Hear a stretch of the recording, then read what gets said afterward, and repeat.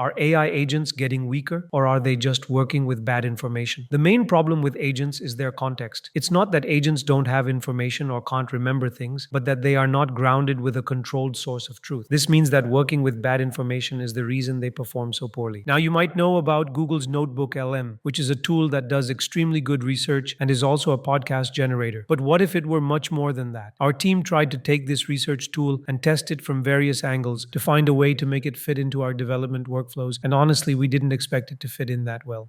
Throughout the video, our team used NotebookLM through its CLI tool. It's an interface for the product that gives you full control over managing your notebooks, sources, and audio reviews from the notebook sources. The installation is straightforward, just one command, and it was done. Now, once it's installed, you can verify the installation by running the help command. This shows all the available commands for controlling the sources for NotebookLM, handling multimodal inputs, and all the functions you can perform with the tool. But before using it, authenticate the CLI with your Google account using the NLM auth command. Once you run it, a Chrome window opens and you sign in. After that, NLM saves your credentials for future use. NotebookLM can be accessed through the CLI and MCP, both built by the same developer, but you can use whichever you prefer. We chose the CLI because it's token efficient and won't be a problem when it's run on long horizon tasks.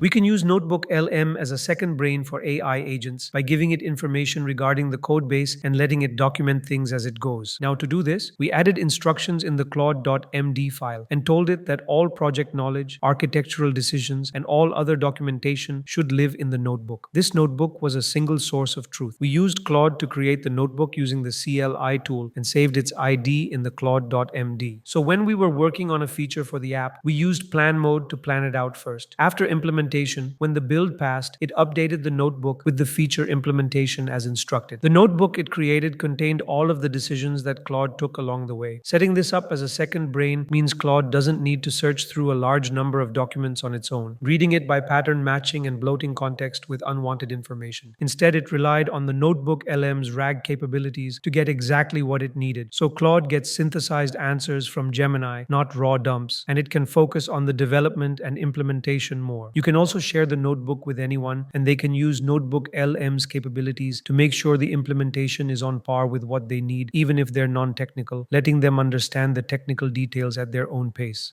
NotebookLM is designed for research across multiple sources. So since we use Claude Code a lot for research already, we provided the research topic we were working on and asked Claude to find the sources, create a new notebook, and upload them there. It identified all the sources and uploaded them to the notebook it had created for this task. Research with Claude takes up a lot of context because it also looks through links that it later identifies as unrelated. Splitting the research into two parts and letting a tool designed for the job handle it saved both time and tokens. Once the sources were in the notebook, we cleared the context so that it does not have the context of the research and asked Claude to look up the information on NotebookLM using the CLI, find the one with the RAG pipeline research, and get the key findings from it through the NotebookLM chat. Claude used the CLI tool to fetch the notebooks, sent a chat message to get the key findings, and returned the output. This happened much faster than normal Claude research, and the benefit we get out of using the notebook is that if we want more information from the same research, we can go back to the notebook because the sources are saved in it. So Claude doesn't have to search for them again because this research is now available externally. If we were just doing it with Claude alone, we wouldn't be able to refer back to the sources unless we repeated the research and Claude found and queried them all over again. But this allows us to reuse them in future runs.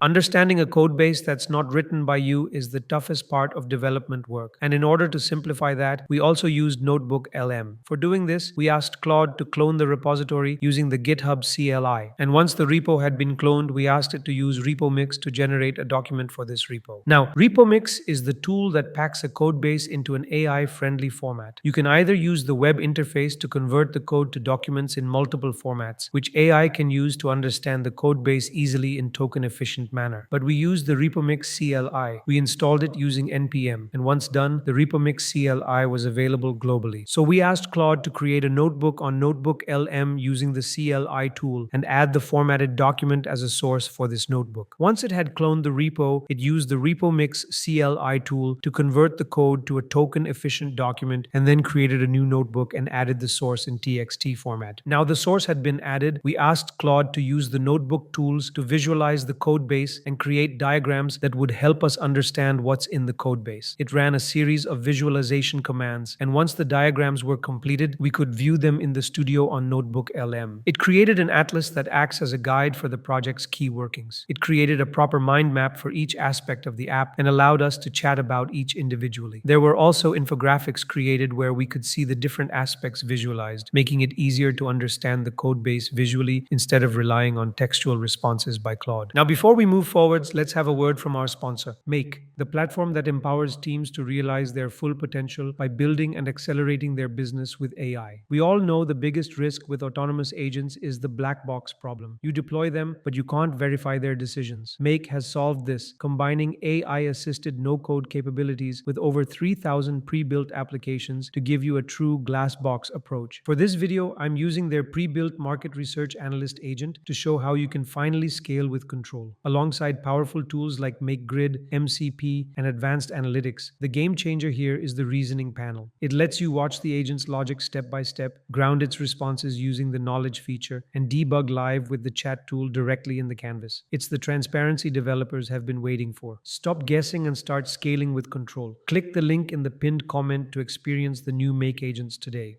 Whenever AI hits an issue that's not in its knowledge base, it uses web searches and narrows down resources to find a solution. So we wondered whether we could skip the web searches entirely and replace it with a knowledge base. The problem with web search is that Claude pulls in a bunch of sources, but only a few of them actually matter. The rest just waste tokens. So we asked Claude to create a new notebook on NotebookLM and add sources from documentation, communities, and solutions across platforms that could make this notebook a go-to place for debugging. It created the notebook and started looking for sources to add. By the end, the notebook had official documentation, community forums, GitHub repos, blogs, and other relevant references that could act as a knowledge base for debugging related issues. We added the ID of the notebook in the Claude.md file and told Claude to use it as a source for all the debugging issues it might face. We also added the instruction that whenever it hits a bug, it should rely on the notebook first before searching the web. With this in place, whenever it came across an error, for example, the deprecated middleware it had used in the project, it handled it differently. If it would have resolved it normally, it would first fetch the documentation and then use it to fix the issue. But instead, it just queried the notebook with a specific question on how to migrate to the latest proxy, all by just using the notebook and getting a structured response back instead of fetching results from the whole web. Now, this Claude.md, along with all the other resources, are available in AI Labs Pro. For those who don't know, it's our recently launched community where you get ready-to-use templates, prompts, all the commands and skills that you can plug directly into your projects for this video and all previous ones. If you found value in what we do and want to support the channel, this is the best way to do it. Links in the description. We always start the AI development process by writing documentation, so we thought about pushing those documents to NotebookLM as well. When we were working on an application, we created documents, and once they were ready, we asked Claude to create another notebook on NotebookLM and push all the documents as sources for that notebook. So it created a notebook and added all of the sources to NotebookLM. Once we had these sources, they became organized and reliable, helping Claude understand things about the project. And if we're working with non-technical people, we can just share this notebook and let anyone with access chat with it and understand things on their own. And this notebook doesn't only help Claude. If you're using other tools like Cursor, Gemini CLI, or anyone else is building along with you, this notebook can work as a knowledge base for them as well. Because with the notebook chat, each agent can get information that's specific to what they need instead of relying on file tools to search through files. This way, Claude or any other agent can just use the NLM notebook query tool, ask for what's related to what they need at the moment, and build their context from that. Also, if you are enjoying our content, consider pressing the hype button because it helps us create more content like this and reach out to more people. Now, we already saw how we can use it to onboard ourselves onto a code base, but we wanted to see if those same visualizations could help agents too. So we asked Claude to create another notebook and create visualizations that would help the agent find its way around the code. So it created a notebook and added mind maps, infographics, data tables, and several sources to NotebookLM and downloaded them into the visualizations folder in the project. It had several formats for the agent's understanding, including tables in CSV and Markdown files, and it also contained JSON files for for the mind maps. So what it did was create mind maps for all of these features. These were the ones we saw that it had exported as JSON files. It also created a full slide deck to aid visual understanding. Whenever it ran into anything that it needed to check, it checked the respective mind map for it instead of crawling through the file system, from which it found the exact flow and queried the notebook for what it needed. Similarly, it checked endpoints, analyzed flows, and queried the notebook using the JSON exported mind maps instead of relying on navigating around the code base to do it.